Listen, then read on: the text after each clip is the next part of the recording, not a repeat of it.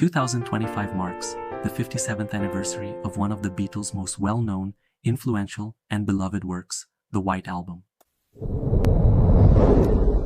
Here are 8 things you might not have known about what some consider to be their greatest album. Number 1.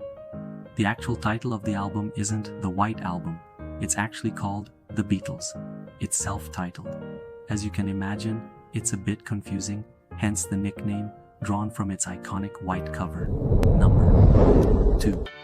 It's the only Beatles album cover that doesn't feature the 4 Beatles in any form. The White Album symbolizes purity, a canvas that invites the listener to approach the album free of expectations. Number 3. The original release of the final album was printed with a serial number on the front cover, denoting the region and how early in the run the copy was printed. It's rumored that the first 4 albums went to the Beatles themselves, and today, albums with low serial numbers still fetch high prices at auction. Number 4. It was the longest gap between Beatles albums. Released in November of 1968, the White Album came almost a year and a half after their landmark Sgt. Pepper's Lonely Hearts Club Band album.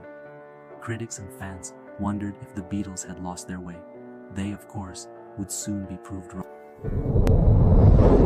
Number 5. For a brief period of the 1960s, vinyl albums were sold in 2 formats.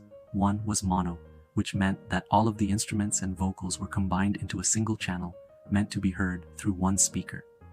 By the mid-1960s, however, you could also spend a bit more and buy the album in a fancy new format called stereo. If you owned a stereo, you could actually hear different sounds from the left and right speakers. Some Beatles albums like Rubber Soul, Revolver, and Sgt. Pepper's had significant differences with odd things in the stereo versions, like the lead vocals isolated on the right side while the drums and guitars were on the left. By the end of the 1960s, however, the mono format was dying out, much like 4K and HD have now replaced standard definition television. The White Album, released in late 1968, was on the cusp of this transition and was the last Beatles album to receive dedicated mixes for both mono and stereo versions.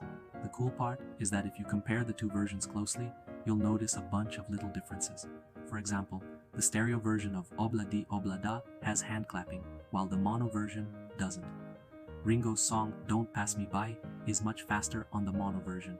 The stereo version's fiddle at the end also plays a few different notes. It's a fun artifact of a different era.